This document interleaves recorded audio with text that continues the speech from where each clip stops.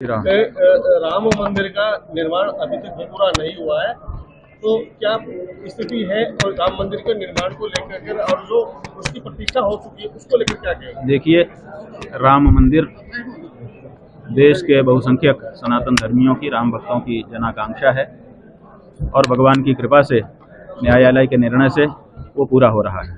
इस समय अयोध्या में निर्माण का कार्य चल रहा है, बहुत अच्छे से चल रहा है। भव्य मंदिर का निर्माण हो रहा है और जैसा कि हम लोगों ने पूछा और जाना है, लगभग 3 वर्ष, 2.5 वर्ष, 3 वर्ष अभी और लगेंगे, तब मंदिर पूरी तरह से निर्मित हो जाएगा। जब मंदिर बन जाएगा तो स्वाभाविक है कि प्रतिष्ठा का कार्यक्रम आरंभ होगा।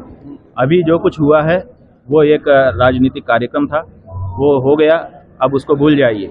राम जी का मंदिर बन रहा है, भव्य बन रहा है और जब वो निर्मित हो जाएगा तो स्वाभाविक रूप से आप बताइए कि जब मंदिर का शिखर बन जाएगा तो उस पर कलश चढ़ेगा कि नहीं चढ़ेगा? जब मंदिर का निर्माण हो जाएगा तो उसके ध्वजा चढ़ाई जाएगी कि नहीं?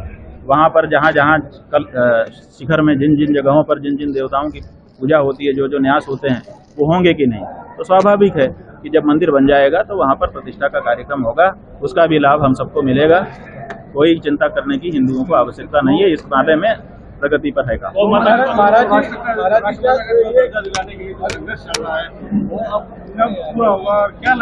गौ माता जो है, ये हिंदुओं के लिए पहला काम है। देखिए, हमारे घर में जब रोटी बनती है तो हम भगवान को बहुत मानते हैं, लेकिन भगवान को पहले थाली नहीं निकालते।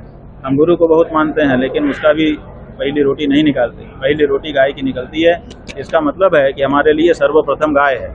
इसलिए गौ हत्या बंद करना और गौ माता को पशु की सूची से हटा करके राष्ट्र माता के रूप में प्रतिष्ठित करना, ये इस समय की हम लोगों की जिम्मेदारी है। और हमको प्रसन्नता है कि देश के हिंदुओं ने इस बात को समझना शुरू कर दिया है और इसके लिए गौ मतदाता के रूप में प्रण लेना शुरू कर दिया है कि अब हम भविष्य में जो भी चुनाव होंगे, उन चुनावों में उसी पार्टी या प्रत्याशी को वोट करेंगे जो पार्टी या प्रत्याशी शपथ पूर्वक ये घोषणा कर चुका होगा कि अगर हम जीते तो पहला काम गौ माता का करेंगे। NSVI से हम कभी भी संबद्ध नहीं रहे। हाँ, अखिल भारतीय विद्यार्थी परिषद से जरूर हम संबद्ध रहे। जब हम पढ़ रहे थे उस समय छात्र नेता के रूप में छात्र संघ के अध्यक्ष का पद चुनाव हमने अखिल भारतीय विद्यार्थी परिषद के पैनल से लड़ा था और अध्यक्ष बने थे। तो इस तरह का आरोप हमारे ऊपर लगाना, ये केवल दुष्प्रचार करने की भावना है, इससे ज़्यादा कुछ नहीं। तरह से उठाई ही नहीं है कि राजनेता उससे बन जाएं। अब पहली बार देश के बहुसंख्यक हिंदुओं ने मतदान से गौ माता के मुद्दे को जोड़ दिया है और किसी भी राष्ट्र पार्टी को मतदान तो चाहिए ही होता है। इसलिए अगर उनको मत चाहिए होगा तो वो गौ माता के बारे में अपनी प्रतिबद्धताएं सार्वजनिक करेंगे। महाराज जी, क्या कारण है कि इतने सारे लोग आए उसके अयोध्या में जो आयोजन हुआ, बड़े बड़े संत और सब लोग आए, केवल मात्र आप ही जो है उसने ये खुलकर कहा कि ये पूर्ण नहीं हुआ? बहुत से लोगों ने उसे एक्सेप्ट किया और मंदिर के अंदर भी गए। देखिए, सबकी अपनी अपनी व्यवस्थाएं होती हैं, सबके अपने अपने व्यवहार होते हैं, सबका अपना अपना। ये व्यक्ति बहुत गलत है, ये बीच में बोलने लगता है। बाद में भी तो पूछ सकते हो तुम, इतनी जल्दी क्या है तुमको? अभी हम इनकी बात बता रहे हैं। तो हमारा ये कहना है कि सबका अपना व्यवहार करने का, रिएक्ट करने का तरीका होता है।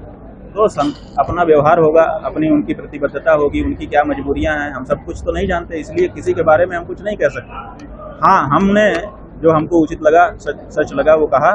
और अभी तक कोई भी भारत देश से निकल करके राजनेता या विद्वान नहीं आया जिसने ये प्रतिज्ञा देश के सामने कर ली होगी कि अभी मुक्तेश्वरानंद गलत कह रहे हैं, मंदिर तो बन चुका है। ऐसा किसी ने नहीं कहा। तो ऐसी स्थिति में हमारी बात स्पष्ट हो चुकी, सिद्ध हो चुकी।